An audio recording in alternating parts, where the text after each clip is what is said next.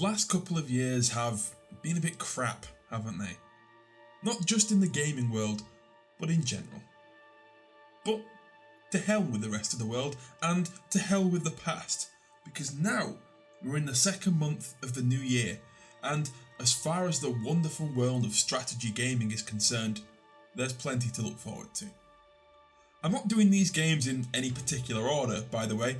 I'm just discussing the idea that I'm Strat Tom, and these are 5 strategy games to be excited for in 2022. I'm going to start with 2 titles that are the next in line of an already well-established series of strategy titles. The first being Company of Heroes 3. It looks as though Company of Heroes 3 is following the Ardennes Assault DLC from Company of Heroes 2 through to its logical conclusion. This includes a new full campaign map. This campaign map has a feel of a World War II era Total War to it almost, with you moving various divisions and detachments around the map. When your divisions are ready to take key locations, well then, just like Total War, we zoom in and we go to the battlefield map. Of course, small scale skirmishes can be auto-resolved so that the pace of the overall campaign isn't bogged down. What I'm really loving by what I've seen of Company of Heroes 3 is that what you do on the campaign map really affects what you can do on the battlefield map, and vice versa. If you take key points on the campaign map, well, that's going to grant bonuses to you on the battlefield. For instance, taking airfields can grant you air support. Of course, the other side of that is if you leave local airfields in enemy hands, well, the battles are going to be that bit harder for you because the enemy is going to be able to call in that air support against you. Also, things like ports can grant extra supplies and staging areas for reinforcements. I love this and it's all very exciting, but what's even better is it looks like it's alongside the excellent traditional Company of Heroes battles that, as far as I've seen, look as good as ever. And they appear to be more like the tactical style battles of Company of Heroes 1, rather than the linear narrative based missions of Company of Heroes 2, which, if you've seen my classic reviews of those 2 games, you'll know that was a big deal for me. There's a few new gameplay elements like entering and clearing structures, alongside new support mechanics, which is based on where certain divisions are placed on the campaign map. The next game was a result of Paradox's social media teams giving in to the Vicky3 confirmed meme on every single post they ever made. Last year, Victoria 3 was finally announced, much to the delight of many Paradox fans. For those of you who don't know the Victoria series, it is a game that bridges the gap between the Europa Universalis franchise and the Hearts of Iron franchise, placed in the middle at the time of industrialization, colonization and revolution. You know that there's going to be a lot to see and do in Victoria 3. Vicky 3 looks to me to be a lot like its predecessor, with a lot of differing groups and ideologies that need to be kept in line. It has an incredible amount of detail from what I've seen, like even the flags of your nations will change based on the changing ideologies or even the diplomatic relations between you and another nation. I'm very much looking forward to Victoria 3, however with the slightest bit of trepidation. Imperator Rome was a very complex game, but was ultimately disappointing. However, Crusader Kings 3 did an excellent job at updating what felt old and tired about Crusader Kings 2, while keeping the same feel and excellent gameplay experiences. I hope that Victoria 3 is more the latter than the former. Next on the list is not a brand new game, but a remaster of a classic. So much of a classic that I reviewed it in my classic review series. Go show that some love. I am of course talking about Pharaoh A New Era. Pharaoh is a city building game set in the world of ancient Egypt that spans over 4,000 years of history. It is an epic game that I absolutely loved as a child.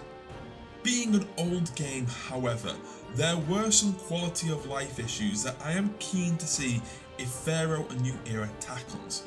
When looking at recent remasters such as the Command & Conquer remaster or the remaster of Rome Total War, I think it jarred for some people playing these games expecting them to play like modern games. And they didn't. They were just the old games with a new lick of paint. I can only imagine that this is going to be the same for Pharaoh A New Era. However, I hope they do a good job at updating Pharaoh A New Era for the 21st century. One thing that I am going to point out really is because it's a remaster, the graphics are a big thing to be focused on. And I'm looking at it and I'm thinking some are good and there's some that I'm not so keen on. The buildings and the environments look great. However, the people look very cartoony, and if I had one wish, is that they would tone that down a little bit. If you want to check out my video comparing the Civ series, you will hear me get really angry about cartoony graphics in modern strategy games. I don't know why it's a prevalent trend. Please make it stop. But those cartoony sprites aside, Pharaoh was a childhood favourite of mine, and I am really looking forward to the remaster. If you never played Pharaoh back in the day, then Pharaoh A New Era might be the perfect way to introduce yourself to this classic. Coming up next is Knights of Honor 2 Sovereign. I'm going to lead on this entry with the caveat that it was supposed to be released in 2021, and 2021 just went by with no announcement, no apology, no reasons, no nothing. It just came and went and we heard nothing. So I'm thinking, hoping that we are going to get a 2022 release on Knights of Honor Sovereign, but don't come back to me next year if it isn't. Knights of Honor 2 looks a lot like a Total War Paradox hybrid that I have always wanted someone to try and do well. It is the sequel of a game that I admittedly had never really heard of and definitely not played. The original Knights of Honor was released in 2004, the same year as Rome Total War. I have looked it up, it's on Steam for a very low price, so I might check it out. Knights of Honor Classic review, anyone?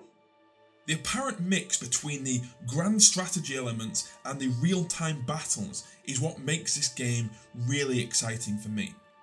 But the question is, can it scratch the itch of both players? Will it be a great middle ground, or will it be a jack of all trades, master of none, falling short of the desires of both grand strategy lovers and real-time battle aficionados?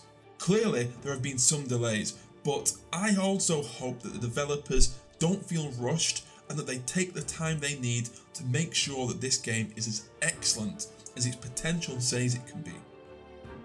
But on that note, I also hope we don't have to wait too long. Lastly, we're finishing with Old World, another game that looks like a hybrid of two series that I love. Old World boasts the map and gameplay elements of the Civilization series, with the deep cut level of intrigue and family drama of the Crusader Kings series. Old World is said to be coming in the spring of 2022, so hopefully we really are not that far off the release of Old World. Unlike the Civilization series, Old World is only looking at the ancient world, and so the new turn button is not skipping you over years at a time. This is one thing that intrigues me so much with this game. A game like Civilization, set over the vast millennia of human civilization, can only have the sparsest level of detail. This is a 4X game that will allow you the chance to deep dive on religion, laws, culture and military, while also getting you invested in your leaders and the other characters of your nation. I'm really looking forward to what Old World can provide. Thank you so much for watching. Are there any other strategy games coming out soon that I should give a closer look? Don't forget to like, share and subscribe, I'm Strat Tom, and I'll see you next time.